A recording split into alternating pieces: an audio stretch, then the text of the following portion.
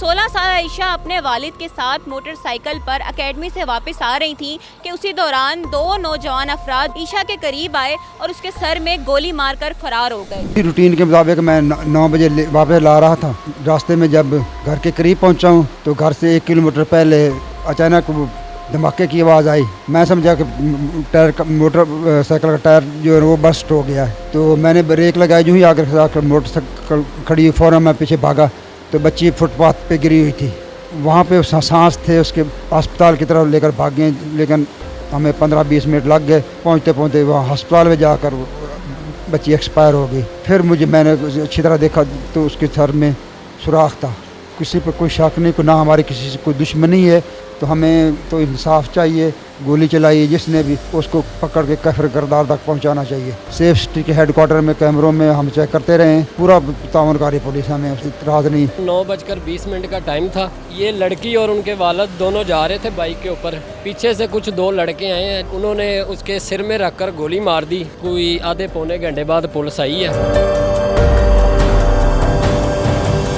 अस्सलाम वालेकुम नाजरीन, लाहौर में 16 साल लड़की को अपने वालिद के सामने बहुत ही बेदर्दी से कत्ल कर दिया गया।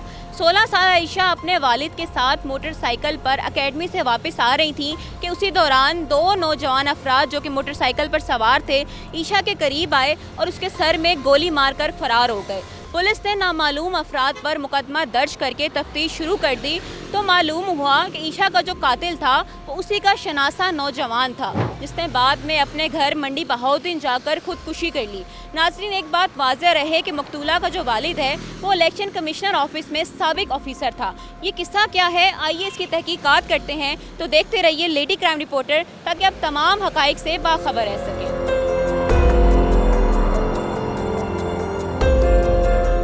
नाजरीन, मेरे साथ इस वक्त उस बच्ची के वालिद अब्दुल गफ़ार साहब मौजूद हैं जिनकी बच्ची को बहुत ही बेदर्दी से गोली मारकर कत्ल कर दिया गया।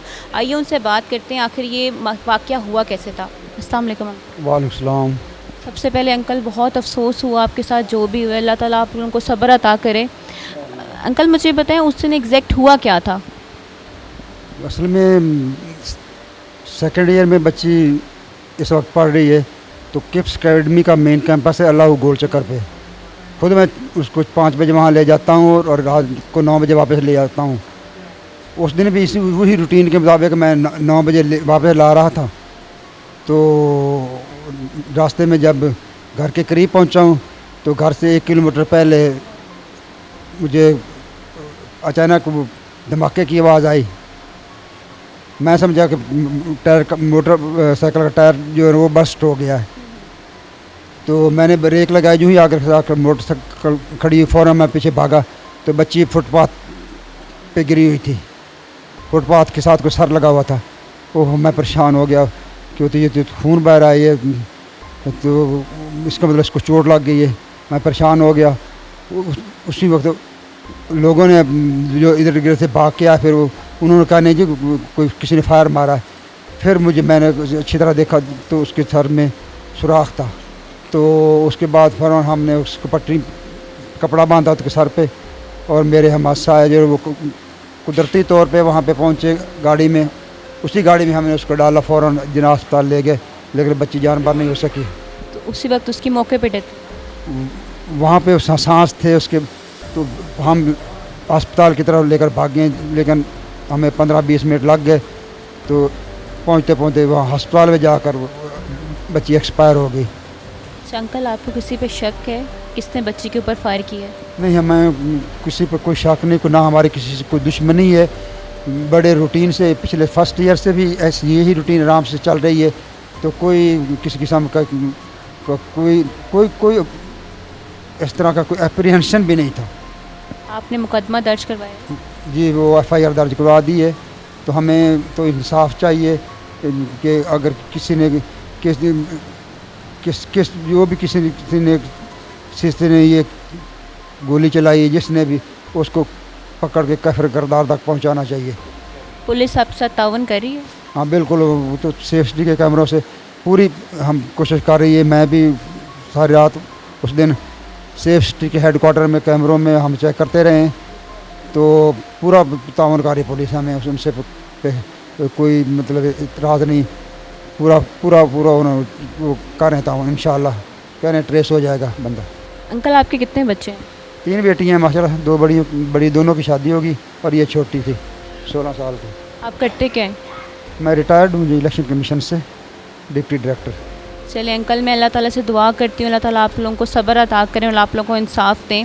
नाजरीन, मैंने मकतूला के वालिद साहब से बात की। उनका कहना था कि उन लोगों को इंसाफ चाहिए, जिस तरह से उनकी बच्ची को बेदर्दी से मारा गया है। आइए मज़ीद चलते हैं, इस केस की तहकीकात करते हैं।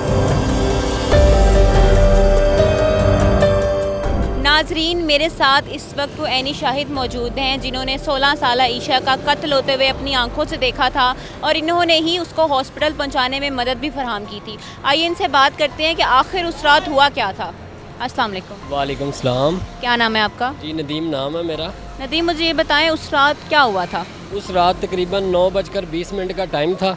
ये सामने हमारा ऑफिस है, मैं बाहर बैठा हुआ था। ये लड़की और उनके वालिद दोनों जा रहे थे बाइक के ऊपर। पीछे से कुछ 2 लड़के आए हैं जिनके ऊपर मेरी नज़र वैसे नहीं डली है। उन्होंने उसके सिर में रख कर गोली मार दी। जैसे ही गोली मारी उसके बाप ने गाड़ी इधर अपनी बाइक इधर रोक दी। उसने देखा कि शायद मेरा कोई टायर वगैरह फट गया। जब उसने पीछे मुड़कर देखा उसकी बेटी नीचे गिरी हुई थी। तो सारे लोग और भी 3-4, मैं मौके पे पहुंच गया हूँ। लड़की को उठाया, उसके वालिद को बताया। उन्होंने समझा कि चोट लगी है नीचे गिरकर, लेकिन उसको कोई गोली मार गया था। तो उनको बाद में बताया उन्होंने। तो उसके बाद उन्होंने उसको पट्टी शट्टी की है, लेकिन एम्बुलेंस को भी फ़ोन किया, वो जल्दी नहीं पहुंची। मौके पे मैं था, एक बंदे ने गाड़ी रोकी यहाँ पे, फिर उसकी गाड़ी में मैंने उठाकर डाल दिया, लेकिन वो रास्ते में जब लगे हैं उसकी डेथ हो गई। जिन लड़कों ने गोली मारी उन्होंने मुंह पे कोई मास्क वगैरह लगाया हुआ था या? नहीं, उनके ऊपर कोई नज़र नहीं डली, लेकिन तकरीबन वो 2 को लड़के थे। मेरे अंदाजे से उन्होंने कोई हेलमेट लिया हुआ था, यहाँ पे अंधेरा था, जिसकी वजह से इतनी कोई नज़र नहीं डली उनके ऊपर। ये बताएं कि पुलिस कितनी देर में पहुंची थी? तकरीबन जब वो लड़की को उठाकर ले गए हैं उसके बाद कोई आधे पौने घंटे बाद पुलिस आई है। उसने आनकर कोई बात मौका देखा है, उसने चेक चुक किया है, मुझसे कुछ पूछते रहे हैं। मुझे जो पता था वो मैंने उनको बताया। आपसे क्या पूछा था? उन्होंने पूछा कि क्या हुआ था। तकरीबन मैंने उनको बताया कि ऐसे ये जा रहे थे, कुछ साइड से गुजरे हैं, उन्होंने फायर मार दिया, लेकिन पता नहीं चला है कि वो किसने मारा, क्योंकि उस टाइम मौके पे मेरी नज़र उनके वालिदैन के ऊपर पड़ी रही थी। उसकी वजह से मैं नहीं देख सका हूँ कि वो कौन थे या जैसे। कोई अंदाज़ा है कि कितनी देर तक पुलिस पहुंची थी? तकरीबन कोई आधे पौने घंटे बाद पुलिस आई है मौके में। नाजरीन, मेरे साथ ऐनी शाहिद नदीम मौजूद थे। उन्होंने बताया कि उस रात किस तरह ये वाक़या पेश आया और उन्होंने ये भी बताया कि पुलिस कितनी देर बाद मौके पर पहुंची थी। चलिए मज़ीद चलते हैं और इसके इसकी तहकीकात करते हैं। इस सिलसिले में एएसपी चौंग सिद्रा खान, जिनके पास एसपी सदर डिवीज़न का इजाफी चार्ज है, उन्होंने बताया कि मकतूला ईशा और मुल्जिम अब्दुल मनान दोनों क्लास फेलोज थे और इस केस में ही इनके 2 और क्लास फेलोज के नाम भी सामने आ रहे हैं। नाजरीन, आपने मकतूला के घर वालों का मौक़िफ़ जाना। उनका कहना था कि हमारी ना तो किसी के साथ दुश्मनी है और ना ही तनाज़ा। हमारी बच्ची को नामालूम अफराद ने नामालूम वजूहात की बिना पर कत्ल कर दिया है। लेकिन दूसरी तरफ जब पुलिस की तफ्तीश सामने आई तो एक बात वाज़िया हुई कि मकतूला की मुल्जिम के अलावा भी 2 और नौजवानों के साथ शनासाई थी, जो कि मुल्जिम को एक आंख नहीं भाती थी। वो इसको मोहब्बत में धोखा समझता रहा, जिसकी वजह से उसने मकतूला का कत्ल कर दिया।